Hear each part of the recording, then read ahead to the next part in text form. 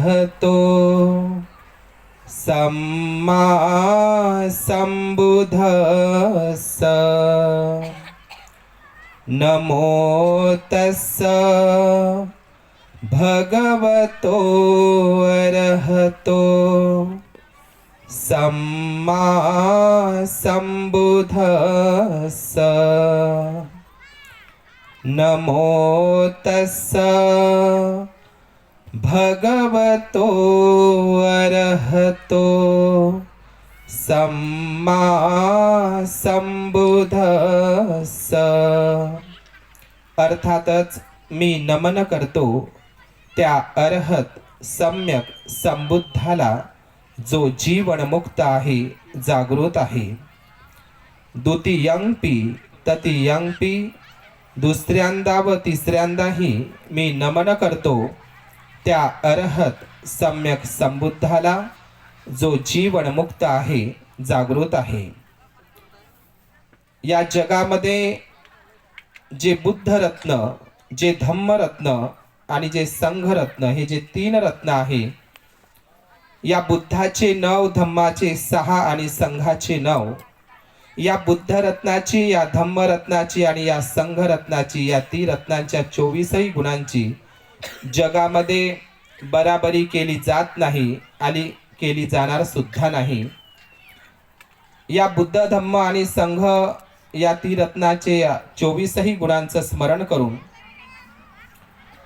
देवानं पियदस्ती धम्मदायाद महान सम्राट अशोक मौर्य, ज्या महान सम्राट अशोक मौर्यांनी 84,000 महाविहारे, 84,000 महास्तूप, 84,000 शिलालेख आणि 84,000 धम्मस्तंभ या जगातील पहिल्यांदा शिलालेखांवर उत्कीर्णित करणारे, या जगातील प्रथम संविधानकार, इथपर्यंतच हा महान राजा थांबला नाही, तर आपला रक्ताचा गोळा महामहेंद्र आणि आपली राजकन्या संघमित्रा अनेक अरहंत महास्तवीर भिक्खूंना देश विदेशामध्ये धम्म प्रचारार्थ प्रसारार्थ पाठवून जगभर बुद्धाच्या धम्माची मुहूर्तमोड रोवली तो महान धम्मदायात राजा सम्राट अशोक मौर्य,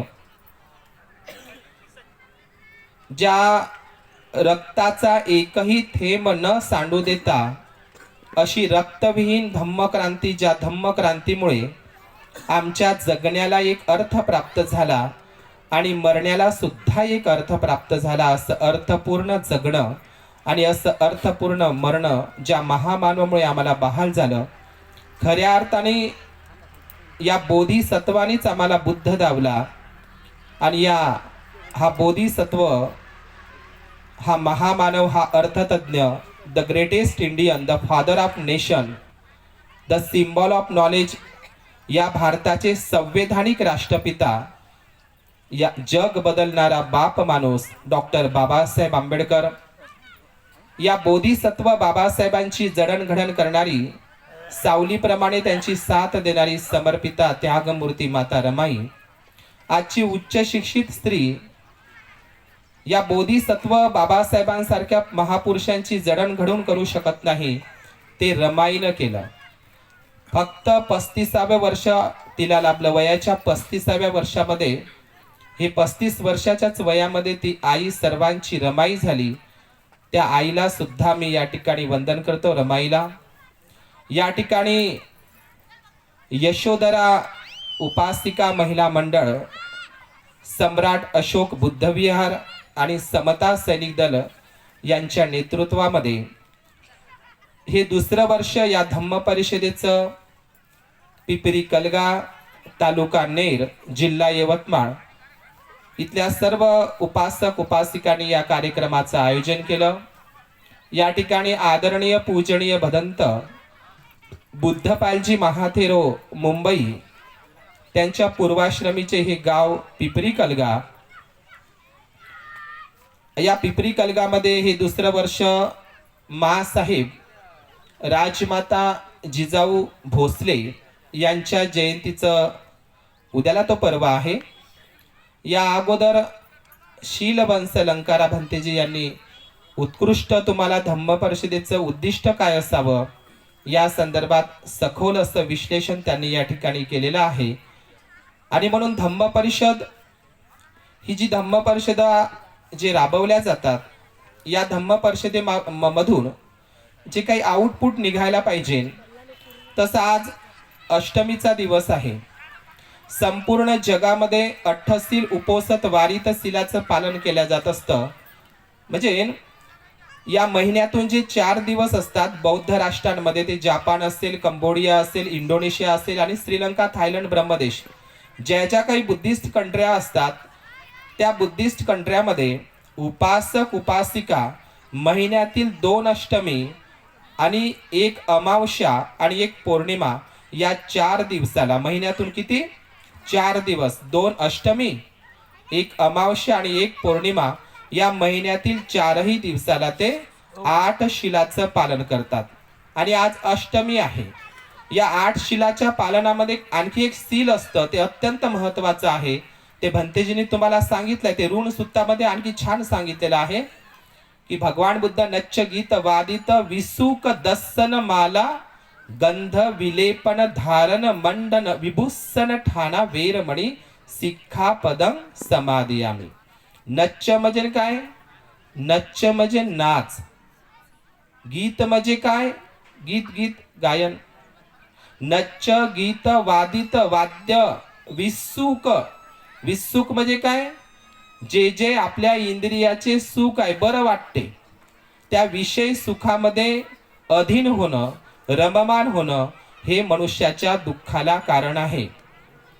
डॉक्टर बाबासाहेब आंबेडकरांनी आता तुम्हाला जर असं विचारलं तर तुम्ही त्यांच्याकडे त्याचं उत्तर नक्कीच मला द्याल की बाबासाहेबांना नाचणारी लोक अपेक्षित असेल का वाचणारी? हा, इकडल्या उपासिकांना विचारतो. उपासकांना बाबासाहेबांना नाचणारी पिढी अपेक्षित असेल की वाचणारी?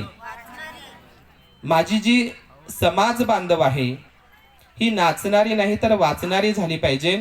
डॉक्टर बाबासाहेब आंबेडकर नेहमी शिक्षणाच्या संदर्भात बोलतात की मला मित्रांपेक्षा पुस्तकांचा सहवास जास्त आवडतो. बाबासाहेबांचा सुविचार आहे. बाबासाहेबांचा दुसरा सुविचार आहे, अत्यंत महत्वाचा आहे. पुस्तक वाचल्यावर मस्तक तयार होते आणि मस्तक तयार झाल्यावर माणूस कुठेही नतमस्तक होत नाही. कुठेही म्हणजे दगडाधोंड्यासमोर कुणाच्याही चरणावर तो डोकं ठेवत नाही, त्याच्यामध्ये स्वाभिमान उत्पन्न होतो. डॉक्टर बाबासाहेब आंबेडकर शिक्षणाचं महत्व समजून सांगत असतात आणि आणखी म्हणतात, या जगामध्ये ज्ञानाचं मोजमाप करणारी आणि या जगामध्ये 2 प्रभावी अस्त्रे आहे. एक म्हणजे लेखणी आणि दुसरं म्हणजे वाणी. आणि तुम्हाला माहित आहे बाबासाहेबांची लेखणी एवढी तळपली की त्यांनी संविधान लिहिलं. या जगाला तुम्ही झोपवू शकता जर तुमच्या लेखणीमध्ये ती ताकद असेल आणि वाणीमध्ये जो जोर असेल. समजलं का? तर या शिक्षणाचं महत्व डॉक्टर बाबासाहेबांनी सांगत असताना आज मात्र आता मला असं वाटतं की आज मी वेगळा विषय घ्यावा, पण मला असं वाटतं की मी तोच विषय घेणार. आज अष्टमीचा दिवसही आहे आणि खास करून मी पहिल्यांदा या पिपरी कलगी गावामध्ये आलो. रठ्ठपाल भंतेजींनी मला या कार्यक्रमासाठी प्रेरित केलं. मी अजिबात या गावातल्या लोकांचे दोष काढणार नाही, कारण मी दोष काढण्यासाठी आलेलो नाही आहो. मला ज्या कामासाठी बोलावलेलं आहे प्रवचनासाठी, मी तेवढंच प्रवचन करण्याचा प्रयत्न करेन. आज खऱ्या अर्थानं मी या पिपरी कलगा, काही लोक कलगावच म्हणत होते, ते वस लावाचं आहे तिथं कलगा कलगा. तर हे पिपरी कलगामध्ये मी पहिल्यांदा बघितलं आहे की राजमाता जिजाऊंची जयंती मी पहिल्यांदा बघितली आहे की त्याचं आयोजन आमच्या बौद्ध बांधवांनी करावं, ही खूप मोठी गौरवाची गोष्ट आहे. राजमाता जिजाऊच्या जयंतीच्या निमित्तानं म्हणून या कार्यक्रमाचं हे 2 दिवसीय आयोजन असेल तर मी राजमाता जिजाऊच्या संदर्भात बोललंही पाहिजे. आणि मी त्यानंतर तुम्हाला धम्मपदातल्या काही ओळी सांगेल आणि या ठिकाणी थांबेल. राजमाता जिजाऊ यांचं जे जन्मगाव आहे, मी स्वतः त्या गावाला गेलो, बुलढाणा जिल्ह्यामध्ये. आपल्यासाठी गौरवाची गोष्ट आहे की राजमाता जिजाऊ यांचा जन्म आपल्या विदर्भातच झाला आहे. कुठे आहे? विदर्भात. आणि ज्याला बुलढाणा म्हणून संबोधल्या जातं, काही लोक म्हणतात ते बुलढाणा हे नाव त्या ठिकाणी भिल जात अधिक प्रमाणात असल्यामुळे त्याला भिलठाणा असं म्हटलं जातं, पण वास्तविक पाहता तो बुद्धठाणा आहे. काय आहे तो? बुद्धठाणा. जसं आपण पमाद ठाणा म्हणतो का नाही? पमाद ठाणा, प्रमादात पाडणारी ठिकाणं, स्थळ, ठाणा.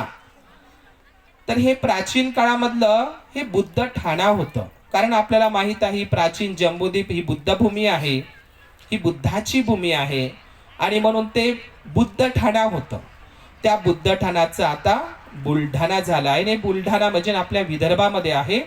आणि सिंदखेड हे जे गाव आहे, राजा सिंदखेड राजा, त्या सिंदखेड राजाच्या मागे बघा सर, राजा हा शब्द लावलेला आहे. तुम्ही बुलढाण्यामध्ये सिंदखेड राजाच्या आजूबाजूला जर गेले ना, तिथे पिंपळगाव राजा, देऊळगाव राजा, आडगाव राजा अशी तुम्हाला गावं दिसेल. म्हणजे गावाच्या मागे राजा हा जो शब्द लागलेला आहे, याचा अर्थ हाच आहे की या प्राचीन जम्बूद्वीप भारतामध्ये आपण नागवंशी लोक, राजे लोक होतो, शासनकर्ती जमात होतो. आपण राज्य सांभाळलेलं आहे. आणि आपल्याला माहित आहे हे नागवंशी राजे या संपूर्ण जम्बूद्वीपामध्ये त्यांनीच बुद्ध धम्माचा पहिल्यांदा अंगीकार केला, स्वीकार केला. संपूर्ण जगभरामध्ये बौद्ध धम्माचा प्रचार आणि प्रसार करणारे लोक जर कोण असतील तर ते नागवंशी राजे लोक. तर या सिंदखेड राजामध्ये दी माळसाबाई आणि लखुजी जाधव यांची ती कन्या आहे. वास्तविक सांगायचं म्हणजे मी ज्या सिंदखेड राजा गावाला, ज्या जिजाऊंच्या गावाला गेलो, त्या ठिकाणी कमीत कमी बौद्ध समुदायामध्ये 150 लोक आहेत आपली तिथं. सिंदखेड राजाला 150 लोक आहे, 150 लोक त्या ठिकाणी मी राहिलेले आहो. तर त्या सिंदखेड राजामध्ये जेवढी काही 150 बौद्धांची घरं आहे, ती 150च्या 150 बौद्धांची घरं, त्या बौद्धांच्या त्यांची आडनावं जर बघितली, जिजाऊच्या गावची गोष्ट सांगत आहो मी, तर त्यांच्या 150च्या 150 घर जे आहे ती जाधव आडनावाची आहे. मी कुठली गोष्ट सांगत आहो तुम्हाला? जिजाऊंच्या गावची. म्हणजे 150 घर जाधव आडनावाची बौद्धांमध्ये. त्या सिंदखेड राजाच्या परिसरामध्ये जेवढी काही जाधवांची घरं आहे, म्हणजे आहेच भरपूर. तर या जाधव हे जे कुळ आहे, जाधव कुळ हे अत्यंत, आपण बघितलं असेल की जिजाऊचा संबंध जर कुठे येत असेल तर जिजाऊचा संबंध बुद्धाला जिने खीरदान केली होती ती सुजाता यादव कुळाची होती. आजही तिचा सुजातागड बोधगयला आहे, बकरोरला. ही यादव कुळातली जी सुजाता होती, बुद्धाला खीरदान करणारी, उत्तर भारतामध्ये यादव म्हटल्या जाते. समजलं तुम्हाला? जच्या ठिकाणी य वापरला जातो. जसं तुम्ही उत्तर भारतामध्ये बघितलं असेल, उत्तर भारतामध्ये काय बघितलं जाते? आपल्या महाराष्ट्रामध्ये यशवंत म्हटल्या जाते आणि उत्तर भारतामध्ये यशवंतला जसवंत म्हटल्या जाते. समजलं तुम्हाला? जसवंत. जसं उत्तर भारतामध्ये यादव म्हटल्या जाते आणि आपल्या महाराष्ट्रामध्ये जाधव म्हटल्या जाते. ह्या अपभ्रंश झालेला आहे. ही यादव कुळातलीच हे जाधव कुळ आहे. आणि जाधव कुळ याचे अभिलेख त्रिरश्मीच्या नाशिकच्या बौद्ध लेण्यांमध्ये सापडतात. आणि हे जाधव, आभीर, आहिर आणि यादव हे एकाच कुळातले लोक आहे. आणि हे प्राचीन काळातले नागवंशी बुद्धिस्ट लोक आहे. आजच्या जयंतीच्या निमित्ताने म्हणून मी ते सांगतो. आणि मी माझा दुसरा विषय घेतो की जिजाऊचा जो विवाह झाला, तुम्ही दौलताबादच्या किल्ल्यामध्ये जात असाल, तो दौलताबादचा किल्ला आधुनिक नाव आहे दौलताबाद किल्ला, पण त्याचं प्राचीन नाव आहे देवगिरी. आणि हा देवगिरी किल्ला बौद्ध लेण्यांवर निर्मित आहे.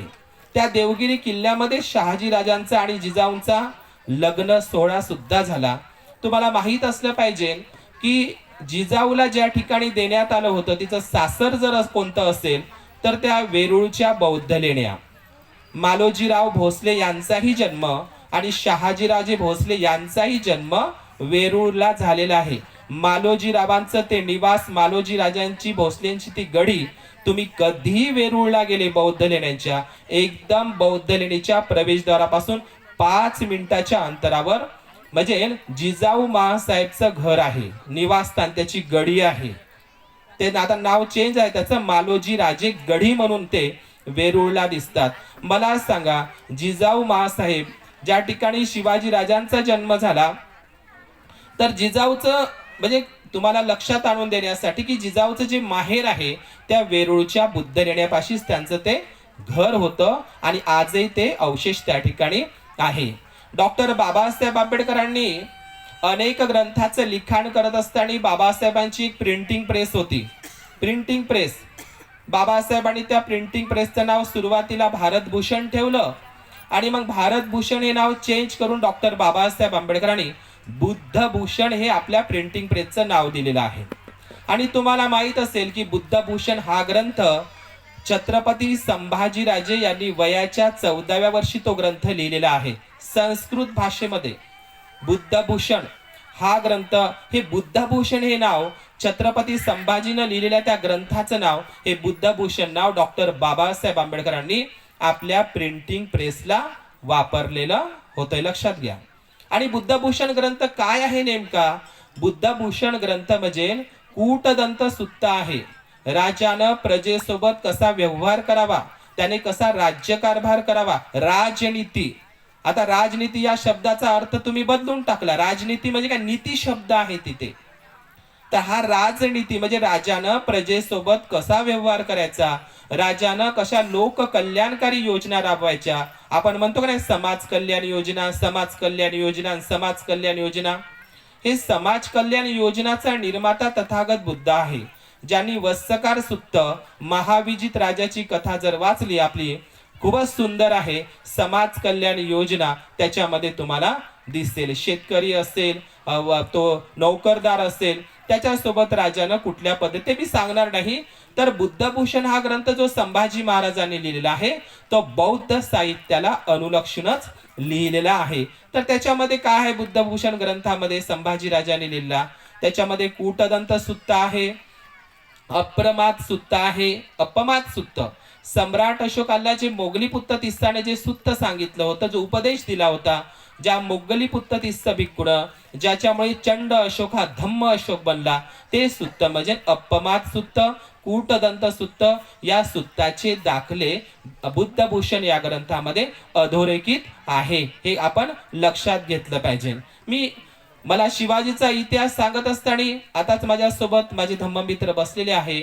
आम्ही लेणी संशोधन करत असतो. आताच शिलवंश भंतेजी, अनेक भंतेजी मला म्हणतात, भंते तुम्ही लेण्यांचं, विहारांचं, पुरातत्व विभागाचं तुम्हाला खूप अभ्यास आहे. नाही, मी याच्यासाठी लक्ष देतो की नालंदा असेल, तक्षशिला असेल, जेवढे काही प्राचीन बौद्ध विद्यापीठ होते त्याच्यातला पहिला सब्जेक्ट हा शिल्पविद्या होता आणि तो भिक्खूंचा होता. शिल्पविद्या, शिल्पविद्या हा मेन सब्जेक्ट होता नालंदाचा. म्हणूनच भारतामध्ये एवढ्या बौद्ध लेण्या, एवढे महाविहार, महास्तूप, बौद्ध विद्यापीठ निर्माण झाली आणि तो भिक्षूंचा वारसा आहे, भिक्खुणींचा वारसा आहे आणि त्याच्याकडे आमचं दुर्लक्ष आहे, लक्षात घ्या. आणि म्हणून आम्ही त्या जुन्नर शिवनेरीला गेलो. आता मला ते जिजाऊचं आहे म्हणून आता मला तेच बोलावं लागेल. मी आज वेगळा विषय सांगत होतो पण मी तेही तुम्हाला माहित असणं गरजेचं आहे. आम्ही जुन्नरला, या महाराष्ट्रामध्ये डॉक्टर बाबासाहेब आंबेडकरांनी 25 डिसेंबर 1954, कोणती तारीख म्हणतो आम्ही? एकही जण मोबाईल पाहायचं नाही तर मंडपामध्ये, ज्यांना नाही ऐकायचं असेल त्यांनी बाहेर जा. मी तुम्हाला आताच सांगतो, ज्याला चांगला मनुष्य बनण्याची इच्छा आहे त्यांनी धम्मश्रवण करावा, काही आवश्यकता नाही. बुद्धाला 5च मिळाली, बाबासाहेबांना 5 लाख मिळाली. समजलं का? आता जे वक्ते येतील का नाही, भंतेजी छान बोलले, अनेक वक्ते येतील तर बोलणार. रमेश जीवणे साहेब येणार आहे, अनेक लोक येतील, आम्ही येतो, आम्ही तेच बोलतो, तेही लोक तेच बोलतात. काय बोलतात बघा, काय बोलतात? मंडपामध्ये का नाही फक्त स्त्रियाच आहे, पुरुष मंडळी दिसतच नाही. आहे का नाही प्रश्न? भंतेजी म्हटलं ना तुम्हाला. म्हणजे तुम्हाला धम्म परिषद असो, धम्म शिबिर असो, गावातला ग्रंथपठण असो, बुद्धविहारात जाणं असो, गावामध्ये आलेल्या भंतेंचं आदरातिथ्य असो, त्याच्यामध्ये कोण पुढाकार घेतात जास्त? महिला वर्ग घेतात ना. दुसरी गोष्ट, त्याच्यामध्ये पुरुष वर्ग कमी असतो आणि जे जे मोठे मोठे मोठे प्रबोधन कार्य येतात ना ते येतील, आता येतील, अनेक धम्म परिषदामध्ये येतात. काय बोलतात? काय बोलतात? तरुण मुली आणि तरुण मुलं धम्म परिषदला येत नाही, हाच प्रश्न करतात ना. आणि इथं तरुण मुलं दिसत नाही, तरुण मुली दिसत नाही, तरुण मुलं दिसत नाही, तरुण मुली दिसत नाही. हाच प्रश्न ते बोलतात. महिलाच वर्ग पुढे आहे धम्म परिषदेमध्ये हेच म्हणतात. पण जो प्रबोधन करतो, जो बोलतो की या मंडपामध्ये, या पिपरी कलगाच्या गावामध्ये तरुण मुलं नाही, तरुण मुली दिसत नाही, तरुण मुलं दिसत नाही, त्याने स्वतः विचार करावा. एवढ्या दिवसापासून मी माईकवर बोलतो की तरुण मुलगा दिसत नाही धम्म परिषदेमध्ये, तरुण मुली दिसत नाही, काय त्यानं स्वतःच्या मुलाला कधी धम्म परिषदेला घेऊन आला सोबत? हा विचारा त्याला प्रश्न. का तू स्वतःच्या मुलाला तू कधी घेऊन आला? तू का तुझ्या स्वतःच्या मुलीला कधी धम्म परिषदेला घेऊन आलो? नाही. मी अहिल्यानगरमध्ये गेलो, तिथे आमचे सत्येंद्र तेलतुंबडे साहेब आहे. स्वतःच्या मुलाला कारमध्ये स्वतःचं पेट्रोल टाकून स्वतःच्या कारमध्ये निशुल्क पद्धतीनं स्वतःच्याच तरुण पोराला घेऊन जिथं जिथं धम्म परिषद असेल तिथे तिथे स्वतःच्या तरुण मुलाला घेऊन जातो. समजलं? याला म्हणते धम्माची चळवळ राबवणारा माणूस. जगाला खूप सांगू शकतात माईक मध्ये, पण जे लोक माईक मध्ये बोलतात की तरुण मुलं, मी विचार करू शकतो ग्रामीण भागामध्ये काही रोजमजुरी असते, काही काम असतात तर जाऊ शकतात, पण जे शहरी मुलं आहे ते मात्र धम्माच्या वाटेवर दिसत नाही. आणि जे मोठे मोठे वक्ते आहे, प्रबोधन करतात, त्यांचेच मुलं आणि मुली धम्माच्या चळवळीमध्ये दिसत नाही. म्हणजे डॉक्टर बाबासाहेब जन्माला आला पाहिजे तर शेजारच्या घरी, शिवाजी जन्माला आला पाहिजे तर शेजारच्या घरी, आमच्या घरी नको. ही परिस्थिती आपल्या समाजाची आहे. आज राहिली गोष्ट या महिला वर्ग धम्म चळवळ सांभाळत, ही गोष्ट खरी आहे, पण ही आजचीच परिस्थिती नाही बनतेची. ही परिस्थिती महिला धम्मामध्ये पुढे आहेत, अग्र आहेत, महिलाच धम्म परिषदेमध्ये असतात. ही घटना आजची नाही आहे.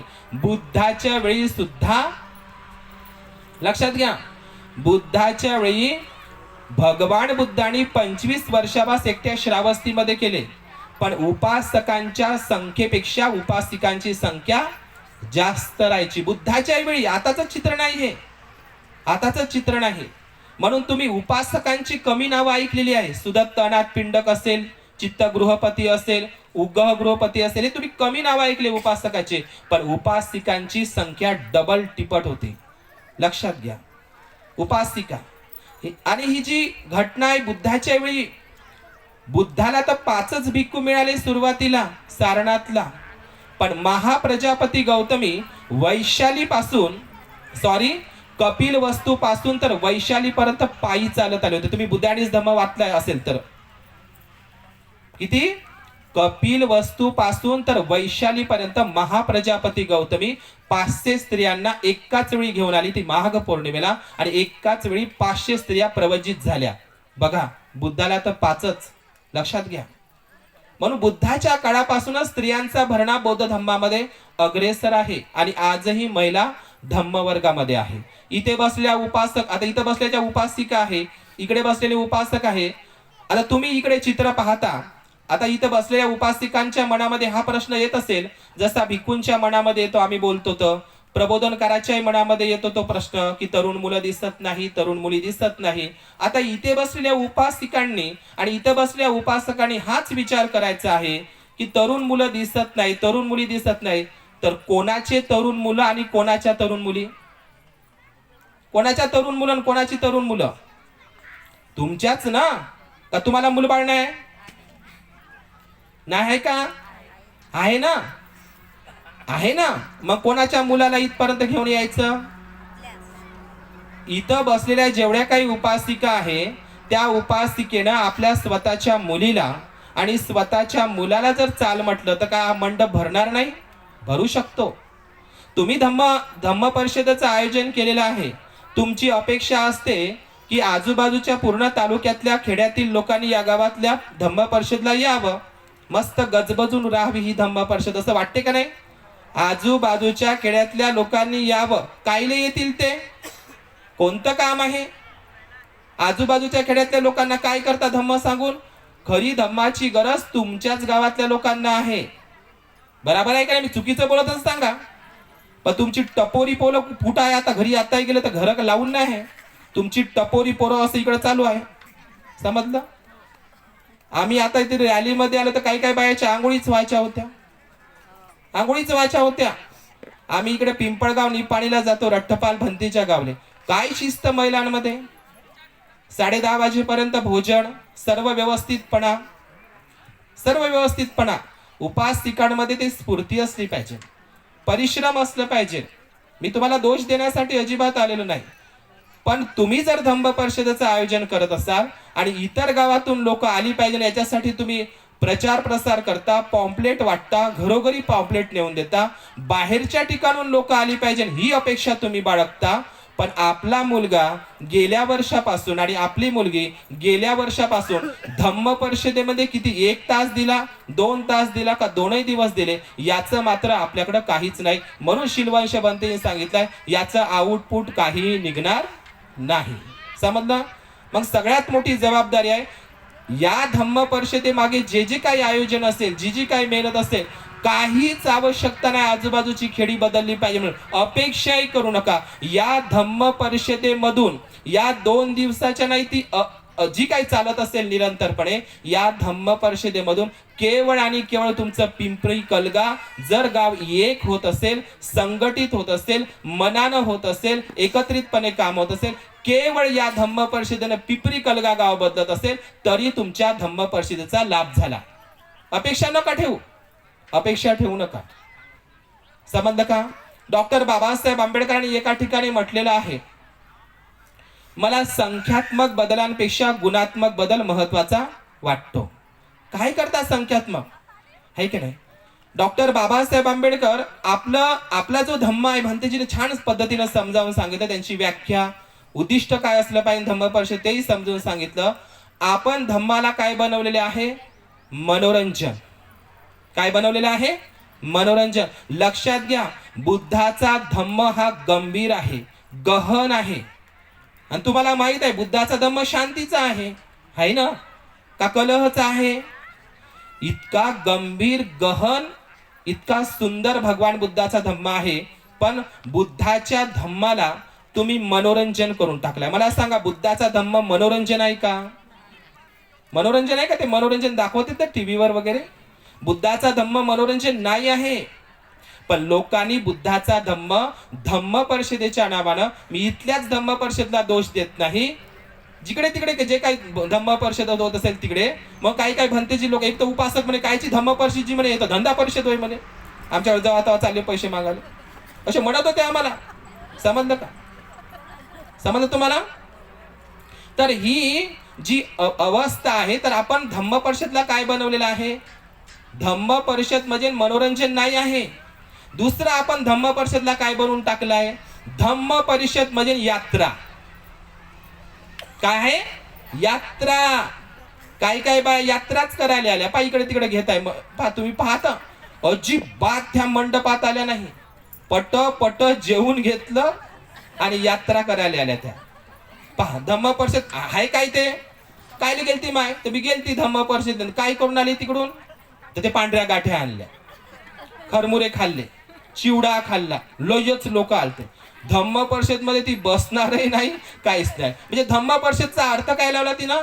धम्म परिषदला जाणं म्हणजे तिकडे काहीतरी यात्रेसारखं वातावरण असते, मस्त फिरायचं आणि घरी वापर. कायले गेलते माय? तर मी धम्म परिषदले, आणि काहीच बसली नाही.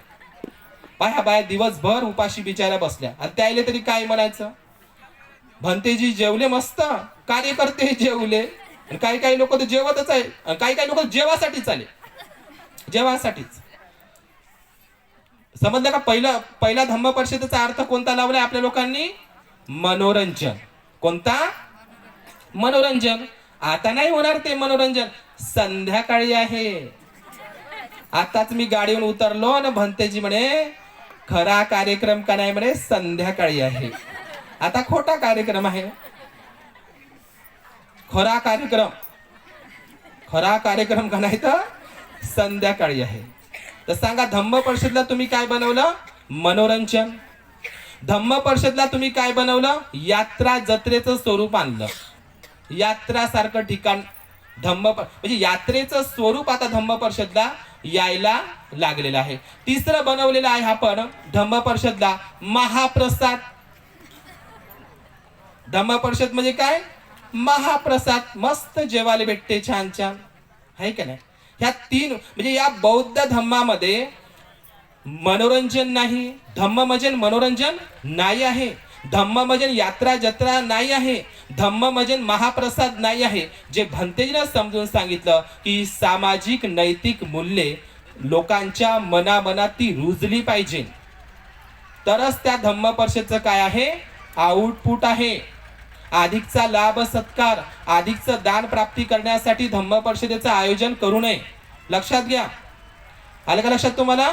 तर हे जे स्वरूप आपल्या धम्म परिषदेला येत आहे, त्याच्यामुळे तरुण पिढी धम्माकडे दिसत नाही. अजिबात तरुण पिढी धम्माकडे दिसत नाही. बाबासाहेबाला म्हणावं लागलं की जुन्या पिढीपेक्षा नव्या पिढीला धम्माची जास्त गरज आहे, जास्त गरज. तुम्ही ऐकलं असेल, ज्यांनी मिलिंद प्रश्न ग्रंथ वाचला असेल, बारकाईनं वाचा. त्याच्यामध्ये 80,000 भिक्खू, किती बनते जी, 80,000 भिक्खूला एकाच वेळी मिलिंद राजांनी भोजनदान दिलं आहे. 80,000 म्हणजे कल्पना करा, 1 लाखाला फक्त 1 लाखाला किती कमी आहे, 20,000 कमी. 80,000 भिक्खूला एकाच वेळी भोजन, 80,000 भिक्खूला एकाच वेळी चिवरदान केलं.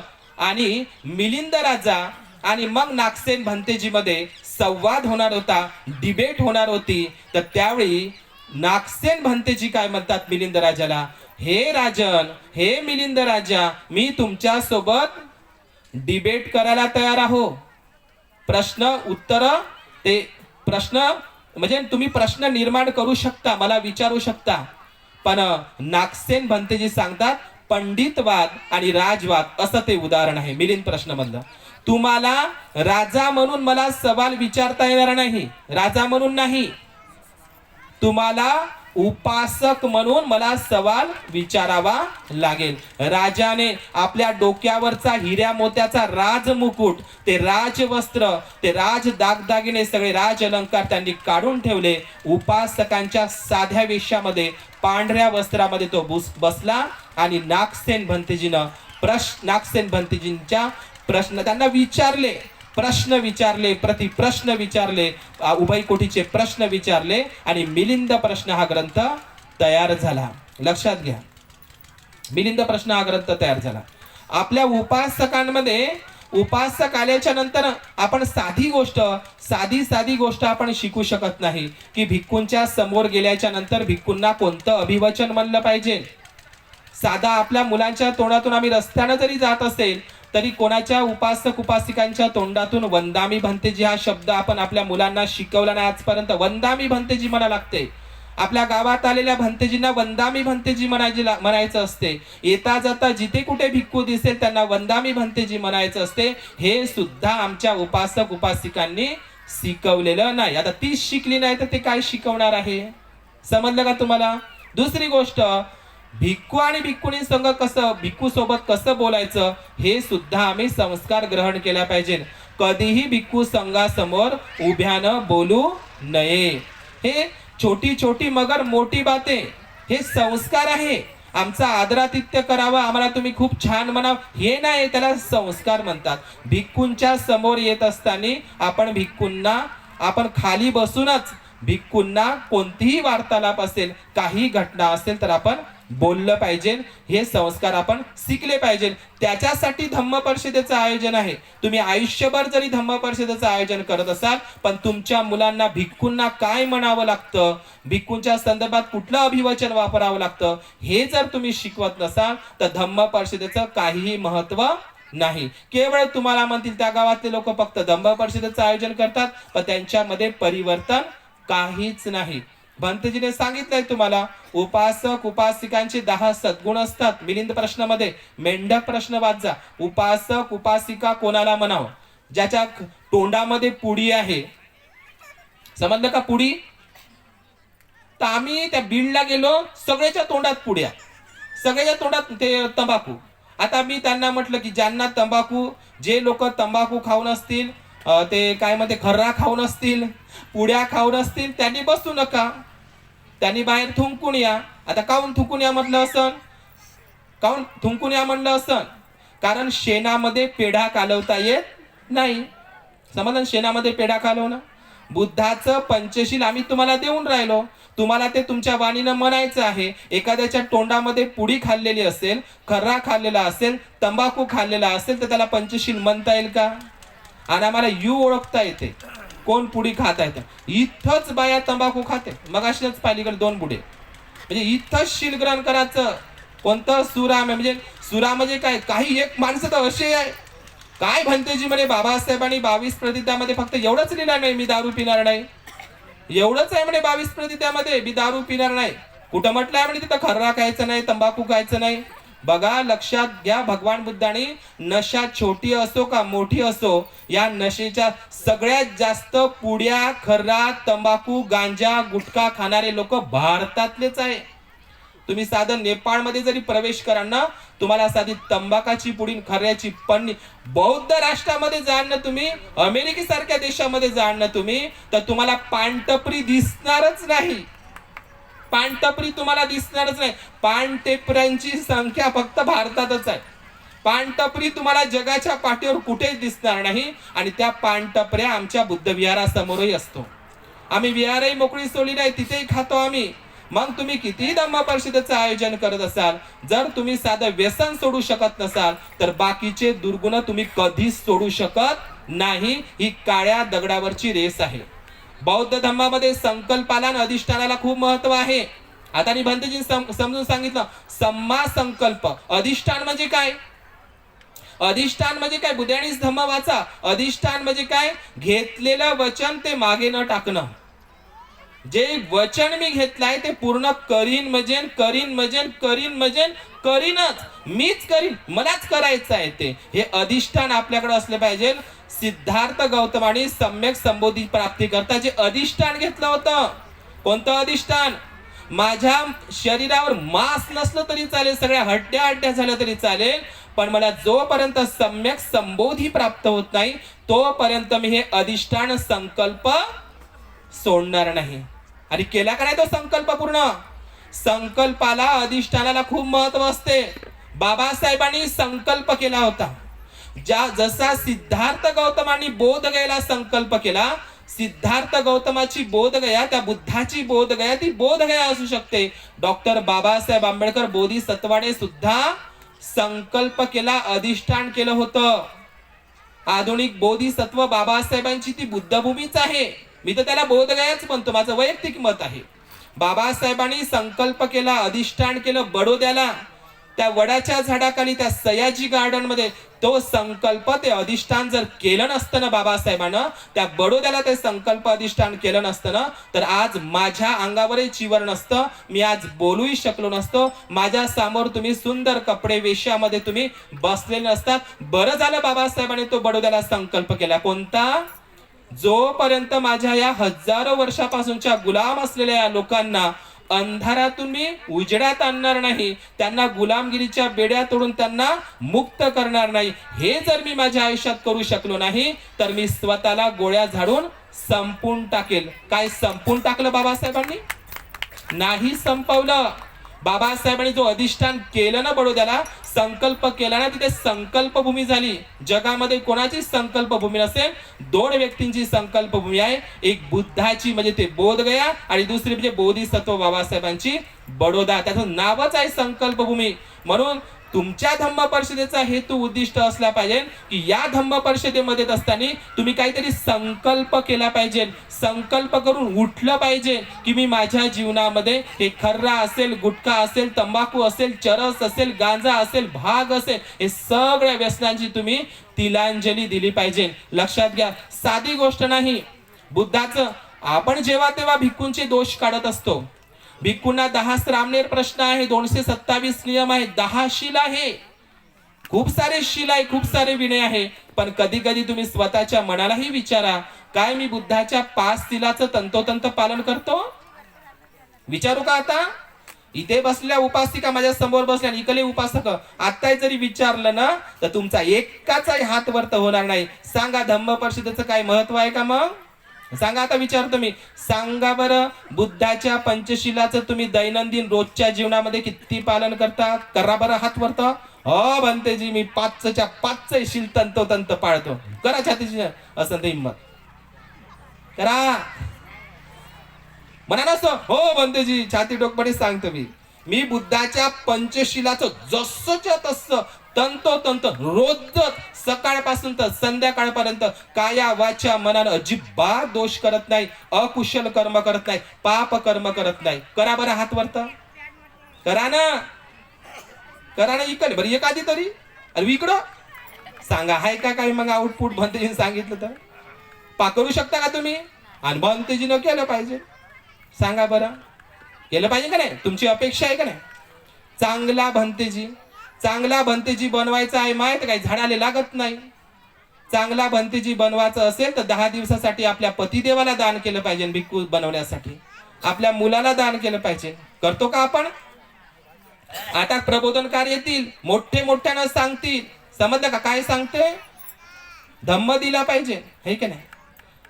मग त्यांनी जे प्रबोधन करतात, जे व्याख्यान करतात, त्यांनी एक गोष्ट शिकली आहे का? ते कोणती गोष्ट शिकली आहे जी बुद्धाने या जगाला आदर्श घालून दिला? सम्राट अशोकाने आदर्श घालून दिला. कोणता आदर्श घालून दिला? मी ते नेहमी सांगतो माझ्या प्रवचनामध्ये, नेहमी सांगत असतो.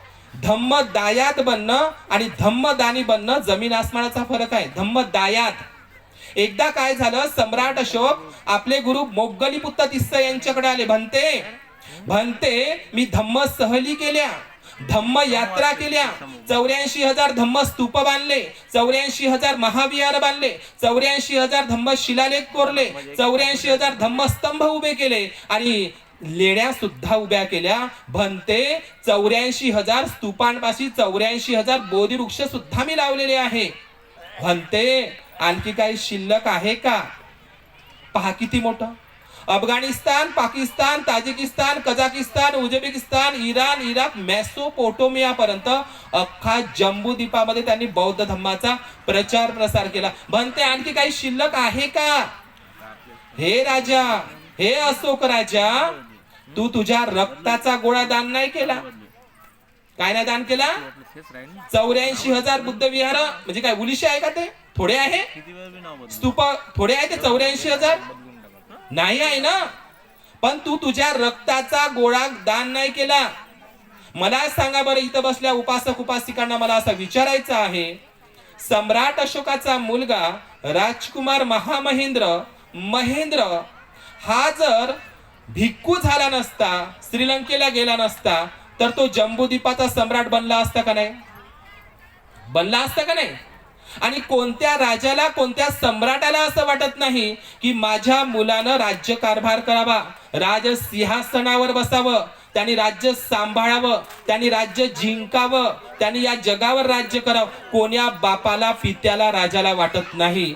सम्राट अशोकाने जर ठरवलं असतं ना, मनात आणलं असतं ना, तर महामहेंद्राला अख्ख्या जम्बूद्वीप भारताचा काय बनवलं असतं? राजा बनवलं असतं. बनू शकत नव्हता? बनू शकत होता ना, बनू शकत होता. पण सम्राट अशोकांनी आपल्या मुलाला, महामहेंद्राला राजा न बनवता काय बनवलं? भिक्खू बनवलं. सांगा, हा सम्राट अशोकाचा आदर्श किती लोकांनी घेतला? आपल्या समाजातील जे मोठे मोठे व्याख्याते आहे, प्रबोधनकार आहे, एकानेही आदर्श घेतला नाही. हा आदर्श अशोकाने कुणाकडून घेतला असेल तर तो घेतला तथागत बुद्धाकडून. मला सांगा, कपिलवस्तूचं राज्य कोणाचं होतं? राजा शुद्धोधनाचं. सिद्धार्थ गौतमाने तर ते सोडलं होतं कपिलवस्तूचं राज्य. ऍक्च्युली ते राहुलाचंच होणार होतं ना. कपिलवस्तूचा राजा कोण बनला असता? राहुल राजा म्हटलं असतं लोकांनी त्याला. कपिलवस्तूचा राजा राहुल झाला असता. पण सिद्धार्थ गौतम बुद्धाने आपल्या त्या 7 वर्षाच्या मुलाला, राहुलाला, कपिलवस्तूचा राजा न बनवता काय बनवलं? भिक्खू बनवलं. त्या यशोधरा माता, इथं यशोधरा नाव लिहिलेलं आहे बापा. यशोधरानं वयाच्या 29व्या वर्षी आपला तरुण पती दान केला. तुमचा तर बुडगा तुम्ही सोडत नाही. आम्ही म्हणतो नाही जवान पोरत, बुडगे बाडगे तरी पाठवा. मराले टेकलेले आमच्या शिबिरामध्ये टकले टुकले करून, त्या बुडग्याला तर सोडत नाही तुम्ही. नाव ठेवले यशोधरा. बाप रे बाप, यशोधरा काय होती का? समजलं का? सडल्या भाजीचा देठ नाही टाकत तुम्ही. वयाचा 29 वर्षाचा तरुण. सांगा बरं, बुद्धासारखा सुंदर कोण होता का जगात? होता का सुंदर? तुमच्या घरचा माणूस आहे का सुंदर? मनाने आमच्या घरचा लय सुंदर आहे बाबा, आले हिरो सारखा. बुद्धासारखा सुंदर व्यक्ती जगात झालाच नाही. झाला का? झाला असं तर सांगा. आणि वयाच्या 29व्या वर्षी त्यांनी घर सोडलं. सांगा, वयाच्या 29व्या वर्षी आपला तरुण सुंदर असा सिद्धार्थ गौतमासारखा बुद्धासारखा पती तिने जगाच्या कल्याणासाठी दान केला. कशासाठी दान केला? जगाच्या कल्याणासाठी. जा, मलाही तुमच्या सोबत येणं आवडलं असतं, पण काय करता, राहुल दूध पेता आहे ना. कोण म्हणत आहे असं? जर यशोधरेनं अनुमतीच दिली नसती सिद्धार्थ गौतमाला, तर तुम्हाला बुद्ध दिसला असता का? जसा बुद्ध आहे ना, जशी यशोधरा आहे ना, तशीच माता रमाई आहे. जा, मी लेकरांना सांभाळते आहे ना, तुम्हाला माहित. जर रमाईनं परवानगी दिली नसती बाबासाहेबांना उच्च शिक्षणात जाण्यासाठी, तर बोधिसत्व बाबासाहेब घडला नसता. लक्षात घ्या, पत्नीची भूमिका अत्यंत महत्वाची असते. मला सांगा, वयाच्या 29व्या वर्षीमध्ये तरुणपणातला हा बुद्ध, हा सिद्धार्थ गौतम यशोधरेनं जगाच्या कल्याणासाठी दान केला. कोणासाठी दान केला? जगाच्या कल्याणासाठी दान केला. जो जगाचं कल्याण करण्यासाठी बाहेर निघते त्याला महाभिनिष्क्रमण म्हणते. जगाचं कल्याण, महाभिनिष्क्रमण म्हणजे काय? गृहत्याग म्हणजे काय? गृहत्याग म्हणजे काय? तर जगाच्या कल्याणासाठी तो सर्व सुखाचा त्याग करतो, त्याला महाभिनिष्क्रमण म्हणतात. बाबासाहेबांच्या आरक्षणानं, शिक्षणानं आमच्या समाजातील लोक विदेशात गेली आणि विदेशातच बायको केली, विदेशातच लेकरं, विदेशातच राहिला. हे वय कोणतं? हे वय का महाभिनिष्क्रमण? हे वय का गृहत्याग? हे नव्हे. जे जगाच्या, बाबासाहेब विदेशात गेले, विदेशामध्ये शिक्षणासाठी गेले, पण जगाच्या कल्याणासाठी, न्याय हक्क जगाच्या वेशीवर मांडण्यासाठी बाबासाहेब विदेशातही शिक्षणासाठी गेले, पण त्या शिक्षणाचा उपयोग बाबासाहेबांनी समाजासाठी केलाय. आलं का लक्षात तुम्हाला? याला म्हणते. तर यशोधरेने आपला तरुण पतीही दान केला आणि आपला 7 वर्षाचा मुलगाही दान केला. आता जर इथं बसलेली बाई, एखाद्या बाईला 7 वर्षाचं लेकरू असेल, देऊन टाका बुद्धपाल बनतेजीने, देऊन टाका बरं. इथं बायांना नाव यशोधरा वगैरे ठेवून देऊन टाका, एखाद्या यशोधरा देऊन टाका बा बुद्धपालने. बरं, आम्हाला तरी देऊन द्या. देता का तुम्ही? देता का? मग चांगला बनतेजी कुठून भेटणार तुम्हाला? अजिबात भेटणार नाही तुम्हाला चांगला बनते. आम्ही जसं आहे तसं तुम्हाला खपून घ्यावं लागेल, म्हणजे आहे ते तुम्हाला न्याय लागेल टिकून तिकडं. समजलं का? आणि जेवढी खुशी असेल तर आपले पोरं बार दान करा. मग आताच बनवा, इथं माहित पडते मग तुम्हाला कसं उपाशी राहा लागते, कसं कोरोनामध्ये. समजलं का? ज्याचं त्याला माहित असते. समजलं का? आपले लेकर दान देऊन पाहणं. कसं उलीचं बाहेर गेले, कसे फोनावर फोन, हे बाबू रे कुठे गेला रे बाबू रे, आम्ही काय असेच आहे का, पडले का भरतून? समजलं का? जसे भिक्खूंची केअर उपासक उपासिकांनीच केली पाहिजे. समजलं का? आम्ही कोणाची तरी मुलं असेल ना, नसेल का? जरी भिक्खू असेल तरी मुलं नसेल कोणाची तरी, कोणाचा तरी भाऊ असेल ना. समजलं का? तर तुम्ही पुढच्या वर्षी ऐकलं नाही का, लक्षात घ्या. मला बोलवू का नका बोलू, काही फरक पडत नाही. समजलं का? तुम्ही अजिबात, तुम्ही तिकडे सवाई 12 वाजले तिकडे भोजन नाही बिलकुल. आणि आपले इवाई जावाई येऊ द्या, अमाय पांठेव माझ्यावर बापाचं कसं, अजिबात खाणार नाही आम्ही ते भोजन. काही खाऊ, आम्ही नाही खाते भोजन. आम्ही विहारातच जेवण, छानपैकी जेवण करू. समजलं का? मी तुमचे दोष काढण्यासाठी अजिबात आलेलं नाही, पण आपल्यामध्ये ते संस्कार दिसले पाहिजे. आपण जर नाही करणार, ठीक आहे थांबव, हे जे संस्कार आहे. तर यशोधरा, ही जी यशोधरा मातानं किती वर्षामध्ये मुलाला दान केलं? किती वर्षामध्ये म्हटलं? राहुल किती वर्षाचा होता ज्यावेळी दान केलं त्याला भिक्खू संघाला? किती वर्षाचा? 7 वर्षाचा. सांगा, तुमच्या 7 वर्षाचा मुलगा कुठं आहे आता? घरी मोबाईल चिवडत आहे. सांगा, संपत्ती महत्वाची नाही. मला सांगा, राहुलाला कपिल वस्तूचा राजा बनवता आलं असतं, पण नाही बनला. काय बनला तो? राहुल भिक्खू बनला. तुम्ही नागसेनाचं उदाहरण ऐकलं असेल मिलिंद प्रश्नामध्ये. नागसेन जेव्हा प्रवचित झाला, सोनुत्तर ब्राह्मणाचा मुलगा, हा नागसेन सुद्धा वयाच्या 7व्या वर्षामध्ये प्रवचित झाला. सुपीक आहे तो, सुप्रिय सोपाक दब्बमल्ल पुत्र, सुप्रभासा देवीचा मुलगा शिवली, वयाच्या 7व्या वर्षामध्ये ते धम्मामध्ये भिक्खू जीवन त्यांनी अंगीकारलं. महाउपासिका, महाउपासिका, महाउपासिका. जगामध्ये महाउपासिका एकच झाली माय, आणि त्याच्या पलीकडे कोणच होणार नाही. आणि महाउपासिका बनण्यासाठी वयाच्या 7व्या वर्षापासूनच बनावं लागतं. मला सांगा बरं, भगवान बुद्धांची महाउपासिका कोण आहे? अरे भगवान बुद्धांची महाउपासिका, उपासिका तर लय होत्या, पण भगवान बुद्धांचा महाउपासक एकच झाला, सुदत्त अनाथ पिंडक, आणि भगवान बुद्धांची उपासिका एकच झाली, महाउपासिका एकच झाली. तिचं नाव आहे मिगार माता विशाखा. काय नाव आहे तिचं? हा, तर मिगार माता विशाखा उपासिका बनली आणि महाउपासिका बनली. अशीच बनली असेल का? वयाच्या 7व्या वर्षामध्ये तिचा आजोबा मेंढक सेठ, वडील धनंजय सेठ, आई सुमना देवी वयाच्या 7व्या वर्षामध्येच हे विशाखा, 7 वर्षाची होती विशाखा, तिचा आजोबा, तिचे वडील तिला सांगत आहे, हे विशाखे, आपल्या या भद्दीय नगरामध्ये आज तथागत बुद्ध आणि त्यांचे 500 भिक्खू लोक आपल्या भद्दीय नगरामध्ये येत आहे. भद्दीय नगरामध्ये पहिल्यांदा येत आहे, भोजनासाठी येत आहे, धम्मोपदेशना देण्यासाठी येत आहे. जेव्हा तथागत बुद्ध आणि त्यांचा 500 भिक्खूंचा संघ आपल्या भद्दीय नगरामध्ये प्रवेश करेल, तेव्हा हे विशाखा, किती वर्षाचं वय विशाखाचं? 7 वर्षाची विशाखाला सांगत आहे तिचे वडील आजोबा की बुद्धाच्या समोर समोर तू फुलांचा वर्षाव करत करत पायापाशी फुलं टाकत टाकत चालायचं आहे. कोण सांगत आहे? मेंढक सेठ आजोबा. आणि आमचे आजोबा इकडे पिढ्या फुकत आहे. सांगा, दिसल्या का तुमच्या 7 वर्षाच्या मुली? आम्ही मग अशी आलो तिकडं, तर नुसत्या अशा फोटो काढत होत्या मोबाईल मध्ये, आहे का नाही? काही बायाच्या तर तयारच व्हायच्या होत्या. तुम्ही गावातल्याच लवकर येऊन बसणार नाही तर दुसऱ्या गावातल्या काय येतील? जबरदस्ती आहे का त्याच्यावर?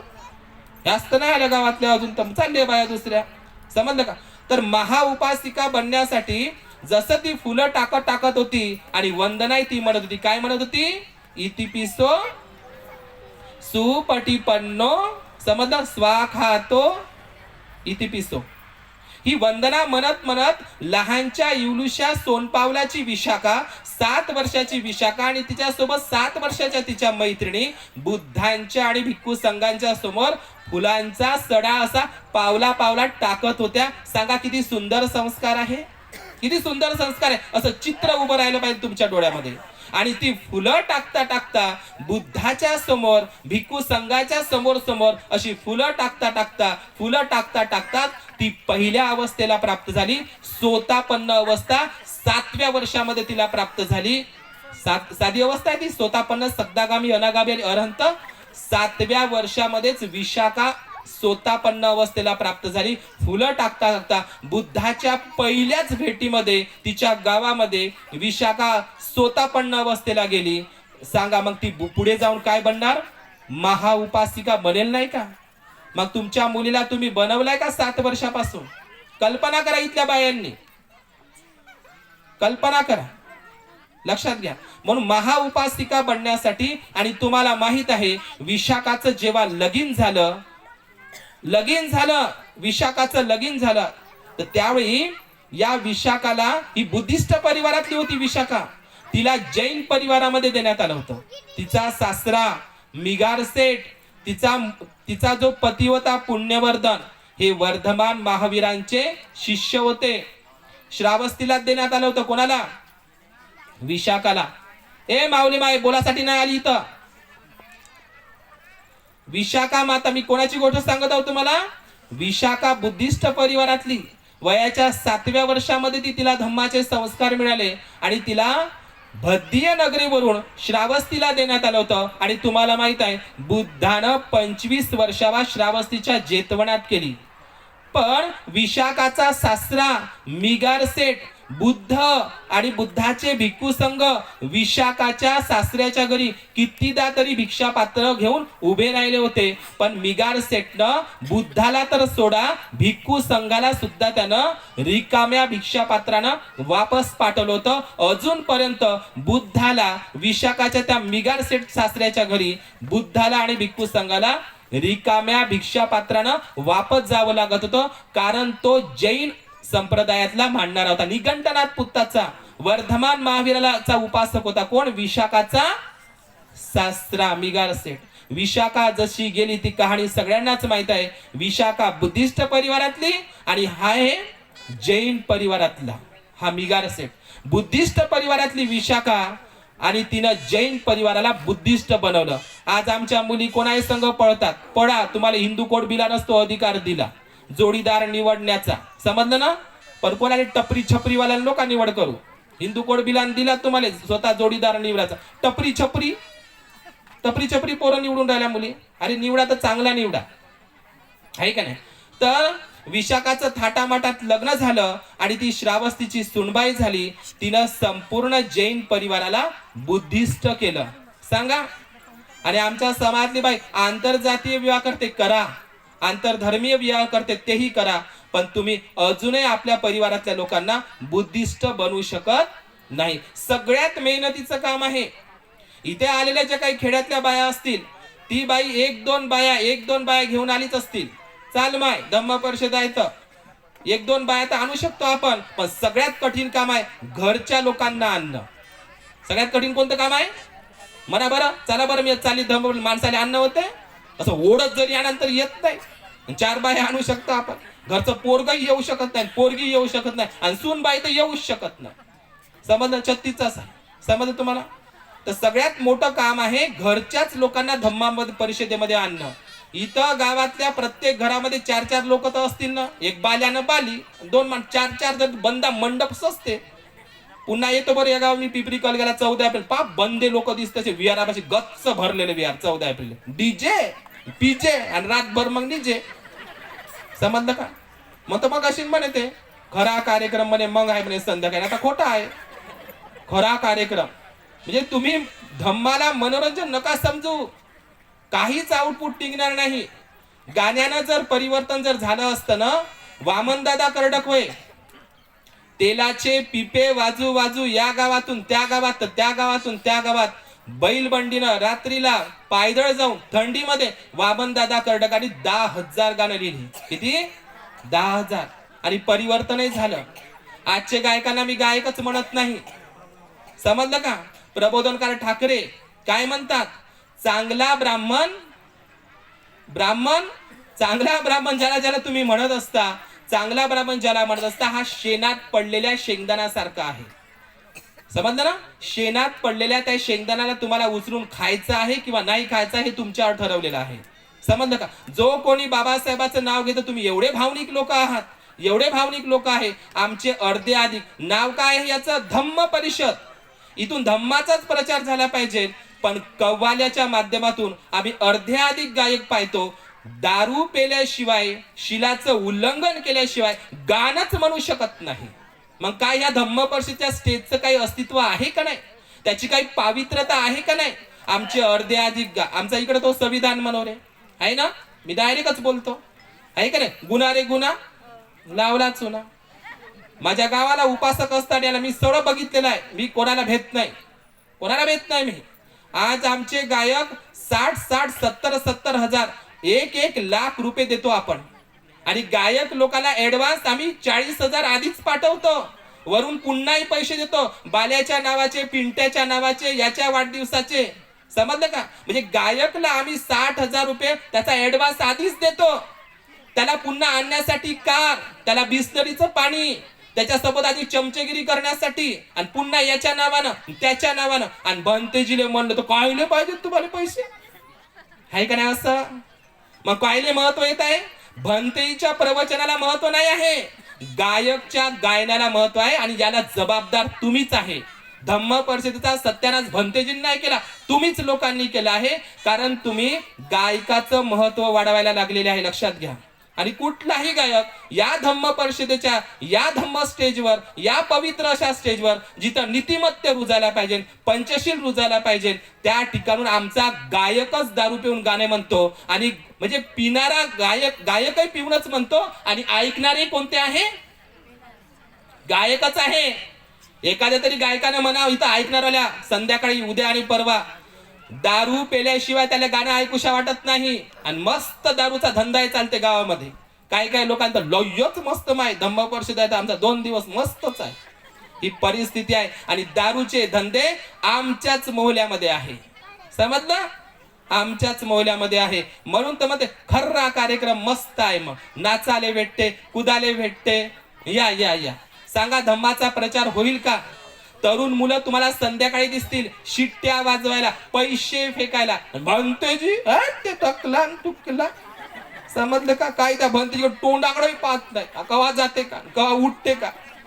सांगा, भंतेजी विषयी अश्रद्धा उत्पन्न करणारे तुम्हीच लोक जबाबदार आहात. तुम्ही भंतेजींचा रिस्पेक्ट करत नाही, भंतेजींना गौण लेखता, त्याच्यामुळे येणारी पिढी सुद्धा तशीच बनत आहे. आपला मुलगा जसा बोलायला लागला त्याला पंचशील शिकवलं पाहिजे, त्याला धम्म संस्कार दिले पाहिजे. हेच धम्म परिषदेचा आपलं प्रामाणिक उद्देश असला पाहिजे. बोलणारे तर अनेक लोक आहे, स्टेजवर अनेक बोलतात, पण स्वतःच्या मुलाला स्वतःच्या मुलीला आपण धम्मामध्ये प्रतिष्ठित करतो का, हे तितकंच महत्वाचं आहे. म्हणून असा गायक बनवा, त्याचा आवाज गोड नसला तरी चालेल, पण तो शिलाचारी आहे का हे आपण लक्षात घेतलं पाहिजे. आणि या धम्म परिषदेचं म्हणून आउटपुट म्हणून या धम्म परिषदेमधून जे आउटपुट निघायला पाहिजे ते आउटपुट निघत नाही. मी एक छोटीशी गोष्ट सांगतो 5 मिनिटांमध्ये आणि या ठिकाणी माझ्या धम्मवाणीला विराम देतो. भगवान बुद्धांच्या काळामध्ये सरळ बसा बरं, तुम्ही म्हाताऱ्यासारखे बसू नका. आम्ही का नाही त्या संभाजी भिडेला शिव्या घालतो, आम्ही बोलतो, पण संभाजी भिडे याही वयामध्ये तो फिरत आहे, त्याच्या ब्राह्मणी धर्माचा प्रचार प्रसार करत आहे. आमचा तरुण पिढीला भान नाही आहे, मनोरंजनाचे दिवस नाही आहे. आज जे तुम्ही मनोरंजनाचा कव्वाल्याचा कार्यक्रम घेताय, उद्याला घेताय, तो दिवस नाही आहे. तिकडे ग्वालियरला बाबासाहेबाचे फोटो जाळल्या जात आहे. सांगा, बाबासाहेबाचे पुतळे तोडण्याच्या ते प्रयत्नात आहे, संविधानाच्या संदर्भात चालू आहे. इकडे भिक्खू संघ महाबोधी महावीराचं आंदोलन करत आहे आणि आमची लेकरं कव्वालीच्या नावाने इकडे डीजे वर नाचत आहे. सांगा, नाचण्याची वेळ आहे का? मला सांगा, तुम्ही उत्तर द्या. नाचण्याची वेळ आहे का? आपल्यासाठी दिवस का रात्री का? दिवसही वैऱ्याचा आहे. आपण काय चालू आहे समाजामध्ये, कुठल्या पद्धतीचं काय अवस्था चालू आहे याचं आपल्याला सामाजिक जाण असली पाहिजे, भान असलं पाहिजे. तुमच्या घरचं कोण मेल्याच्या नंतर तुम्ही काही चांगला सुखाचा कार्यक्रम घेऊ शकत नाही. समाजात काय चालू आहे, आता सध्याला काय वातावरण चालू आहे, नाचण्याचं कुदण्याचं वातावरण अजिबात नाही. आणि तुम्ही नाचा, मला काही म्हणायचं, मी सांगितल्यानं काही ते सुधारणार नाही. लक्षात घ्या, वातावरण कसं आहे, सेन्सिटिव्ह वातावरण आहे, संवेदनशील वातावरण आहे. आजूबाजूला काय चालू आहे हे आपल्याकडं लक्ष असलं पाहिजे. आज भिक्खू संघ महाबोधी महावीराच्या संदर्भात आंदोलन करत आहे. आम्ही त्या संभाजी भिडेला शिव्या घालतो, पण संभाजी भिडेचे वय जरी पाहिलं तर काही लोक म्हणे भंती त्याला चांगलं खाले भेटते म्हणे, खारका बदामा. समजलं का? या वयामध्ये तो ब्राह्मणी धर्माचा प्रचार करत आहे. म्हातारा माणूस या गावातून त्या गावात, त्या गावातून त्या गावात ज्योतिबावर टीका करतो, बुद्धावर टीका करतो, बाबासाहेबांवर टीका करतो. कोण? संभाजी भिडे. आणि आमचा म्हातारा माणूस आमचं काय राहिलो होतं. अशा पद्धतीच्या जे लोक रिटायरमेंट झालेले आहे, सेवानिवृत्त झाले, ते कुत्रे राखत आहे. तिकडून नाही, कुत्रे राखत आहे, कुत्रे घरचे लेकर राखत आहे. बाबासाहेब वयाच्या 60 वर्षापर्यंत, बुद्ध वयाच्या 80 वर्षापर्यंत धम्माचा प्रचार. आमचे म्हातारे तंबाखू घोटत आहे, धम्म पण बेड्या काड्या फुकू फुकू लंबे गार झाले. अरे घरामध्ये दारू पिऊन सडून मरण्यापेक्षा भीमा कोरेगावाच्या योद्ध्यासारखं लढून मरायला सांगितलं बाबासाहेबांनी. लढून बाबासाहेबांनी हे नाही सांगितलं, आमचा माणूस 1 जानेवारीला, आताच सिलवंश बनते, 1 जानेवारी आली का त्याच्या अंगामध्ये येते वाघ आणि सिंह. बाकीच्या दिवस 1 जानेवारी गेली का त्याच्या अंगात येते कुत्रे. मग चालला कुत्र्यासारखा मग लाचार बनायला. हे बनायला नाही सांगितलं. बाबासाहेब म्हणतात भीमा कोरेगावच्या नाही, त्या मनुस्मृती दहनाच्याच भाषणामध्ये म्हणतात, महाडला काय म्हणतात, तुम्ही भेड बकरीची संतान नसून सिंहाचे छावे आहात, पिले आहात. ही गोष्ट काल्पनिक नव्हे. तुमच्या पूर्वजांची नावे कोरलेला विजय स्तंभ भीमा कोरेगावला उभा आहे. जाऊन बघा. वाघाची पिले म्हटलं आहे बाबासाहेबांनी, वाघाची बछडे छावे म्हटलेले आहे का कुत्रे म्हटलेला आहे? बळी कोणाचा दिला जातो? बळी दिला जातो भेड बकरीचा, वाघ सिंहाचा नाही. बाबासाहेबांनी वाघ सिंहासारखं जगायला सांगितलं, पण आम्ही लाचारीचं जीवन स्वीकारलेलं आहे. हो मालक, जी मालक, हो मालक, जी मालक. आणि गोडासाठी उष्टे खाणारे लोक, नेते पुढारी आमच्या समाजामध्ये तयार झाले. इथं बसल्या उपासक उपासिकांना मी विचारतो, डॉक्टर बाबासाहेब आंबेडकर गेल्याच्या नंतर या देशाला, या समाजाला, या बौद्ध अनुयायाला बाबासाहेबांच्या नंतर कोणता तरी प्रामाणिक सच्चा पुढारी नेता मिळाला का? हो किंवा नाही उत्तर द्या. तुम्हीच तर म्हणता 14 एप्रिल आहे. बाबासाहेबासारखा कोणी झाला नाही आणि पुढे जाऊन होणारही नाही, लक्षात घ्या. म्हणून आजचं वातावरण काय आहे, या वातावरणाच्या अनुषंगाने मनोरंजनाचं नाही आहे, मनोरंजनाचं नाही आहे. आज 260 एकर जागा, आज ती 260 एकर जागा भीमा कोरेगावची ब्राह्मणांच्या कब्जामध्ये आहे. महाबोधी महावीराचा मुद्दा सांगतो थांबतो या ठिकाणी की 260 एकर जागा भीमा कोरेगावाची त्या माळवतकर ब्राह्मणांच्या कब्जामध्ये आहे आणि तुम्ही बेहोशीमध्ये आहात. डॉक्टर बाबासाहेब आंबेडकरांनी तळेगाव दाभाडेला 81 एकर जागा घेतली, त्याच्यावरही ब्राह्मणांचा कब्जा आहे. आज आमची भीम जन्मभूमी महू मध्य प्रदेश, त्याच्यावरही ब्राह्मणवाद्यांचा कब्जा झालेला आहे. तिथे दरवर्षी 14 एप्रिलला आमचे सुमेध भंतेजी अध्यक्ष होते. आज तिथे 14 एप्रिलला जय भीमच्या धम्म परिषदेमध्ये, तिथे धम्म रॅलीमध्ये, 14 एप्रिलच्या रॅलीमध्ये तिथे सनातनी लोकांचे तिथे नारे लागत आहे. त्याला विकृती करण्याचा प्रयत्न चालू आहे.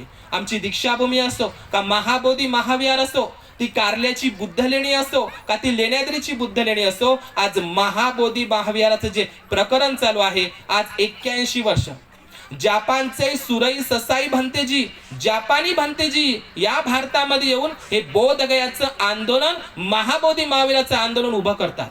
देवमित्र अनागारिक धम्मपाल हा श्रीलंकन अनागारिक भिक्खू हा भारतामध्ये येऊन महाबोधी महावीराचं आंदोलन उभं करतो. विदेशातले लोकांना कळवळ आहे, त्या सर अलेक्झांडरला कळवळ होती, पण आज आमच्या लोकांना महाबोधी महावीराचं काही घेणं देणं राहिलेलं नाही. ते भिक्खूंचंच काम नाही तर तुमचंही काम आहे विहारामध्ये येणं. आज 1891 मध्ये देवमित्र अनागारिक धम्मपाल भारतामध्ये आले. मला जाता जाता तेवढंच म्हणायचं आहे आणि मी थांबतो या ठिकाणी, माझ्या वाणीला विराम देतो.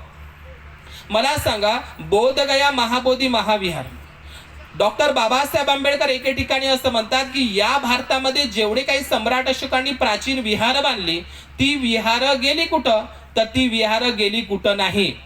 आम्हाला शिकवलं गेलं की नालंदा तक्षशिला जेवढे काही बौद्ध विद्यापीठ होते, प्राचीन विद्यापीठ, महाविहार, स्तूप, हे सगळे तुर्की लोकांनी तोडले, त्या मुस्लिम आक्रमकांनी तोडले. हो, ते साम्राज्य विस्तारवादी होते, इंग्रजी साम्राज्य विस्तारवादी होते, तोडफोड असण्याची शक्यता आहे. पण खऱ्या अर्थाने जर नालंदा असेल किंवा इतरही बौद्ध विहार असेल, नालंदा विद्यापीठ मोहम्मद बख्तियार खिलजीनं नाही जाळलं, नालंदा विद्यापीठ ब्राह्मणांनीच जाळलं. सुदनवा, काला पहाड, शशांक नावाच्या ब्राह्मणांनी नालंदा बुद्ध विहार जाळलं. 90 लाख ग्रंथ जळले तिथे. किती? 90 लाख. 3 मजल्याच्या लायब्रऱ्या, रत्नरंजक, रत्नोदधी, रत्नसागर, भारतातूनच नाही तर जगभरातले लोक, फाययान, युआनशांग, इत्सिंग, हायचो, जगभरातील लोक त्या नालंदामध्ये शिकायला यायचे. जगातील पहिलं बौद्ध विद्यापीठ, जगातील पहिले बौद्ध भिक्खूंचे विद्यापीठ असेल तर नालंदा. जगातले लोक शिकायला यायचे. आमची बाई इथून येत नाही. मला तर कमाल वाटते, तो फाययान चायना देशातून पायी फिरला, बंदा भारत फिरला. फाययान, युआनशांग, इत्सिंग पायी प्रवासी फिरले ते. आम्ही ते मोबाईल मध्ये पाहत आहोत. तो पेरिया जातीचा कुत्रा, कलकत्त्याचा गल्लीतला आवारा कुत्ता आज अमेरिकेला गेलेला आहे. पाहिलं ना तो आपण. ते चीनी प्रवासी भारतामध्ये येतात, प्रचार प्रसार करतात. ते पूर्ण त्यांना एवढी जिज्ञासा आहे, पण आमच्या लोकांना धम्म परिषदेच्या संदर्भानं निराशावाद आहे. आपण लक्षात घेतलं पाहिजे किती आकर्षण त्या लोकांना होतं आणि आजही त्या लोकांना आकर्षण आहे. लक्षात घ्या. नालंदा विद्यापीठ ब्राह्मणांनी जाळलं. 90 लाख ग्रंथ जळले. किती? 90 लाख ग्रंथ. बाबासाहेबांनी महाडला फक्त एकच मनुस्मृती ग्रंथ जाळला तर बाबासाहेबांना जातीवादी म्हणतात. लक्षात घ्या. पण आमचे 90 लाख ग्रंथ त्या नालंदा विद्यापीठात ब्राह्मणांनी जाळले. त्याचं काय? त्याचं काय? हे शहीद झालेले लोक, भीमा कोरेगावाची हे जे 500 लोक आहे, हे इंग्रजांच्या बाजूने लढले असा एक प्रचार केला जात आहे. ते देशद्रोही आहे असा एक प्रचार करत आहे नव्यानं. पण खऱ्या अर्थानं मंगल पांडे सारखा ब्राह्मण इंग्रजांच्या नोकरीला होता. समजलं का? आमच्या लोकांना फौजेमध्ये ती मजबुरी असेल, परंतु लक्षात घ्या, बाबासाहेबांना हजारो वर्षाच्या गुलामगिरीतून बाबासाहेबांनी आपली सुटका केली. याचं आपण पुण्य मानलं पाहिजे. इथं बसल्या बायांना मला विचारायचं आहे, सांगा तुमच्या गळ्यातला गाडगं कोण सोडलं? झाडू कोण सोडला? मग एक तरी धावली का 33 कोटी मधली, आणि एक तरी पावली का? समजलं का? कोण धावला मग? कोणामुळे आहे जीवन? हे माझ्या अंगावर चिर कोणामुळे आलं? कोणामुळे मी बोलत आहो? हे सर्वच्या सर्व वैभव बाबासाहेबांमुळे मिळालेलं आहे, संविधानामुळे मिळालेलं आहे, आणि संविधानाच्या रूपातच बाबासाहेब जिवंत आहे. लक्षात घ्या, संविधान हा प्राण आहे, या जगाचा, या देशाचा प्राण आहे. आणि या संविधानाचं जतन करणं म्हणजे बुद्धाच्या लोकशाही तत्वप्रणालीचं जतन करणं आहे. समजलं? हे बॅलेट पेपर बुद्धाचा आहे. बाबासाहेबांनी बॅलेट पेपर बुद्धाचा आहे. बुद्धाच्या काळामध्ये भिक्खू संघामध्ये भांडणं व्हायची क्षुल्लक कारणावरून. भगवान बुद्धाने एक शलाका पद्धती बनवली. ती शलाका पद्धती म्हणजे आजची बॅलेट पेपर प्रक्रिया. लक्षात घ्या, बॅलेट पेपर बुद्धापासून चालू झालेला आहे. गणतंत्र व्यवस्था भारतातच होती. मी महाबोधी महावीराचं सांगतो थांबतो की हे जे महाबोधी महावीर आहे, महाबोधी महावीराचा प्रश्न हाच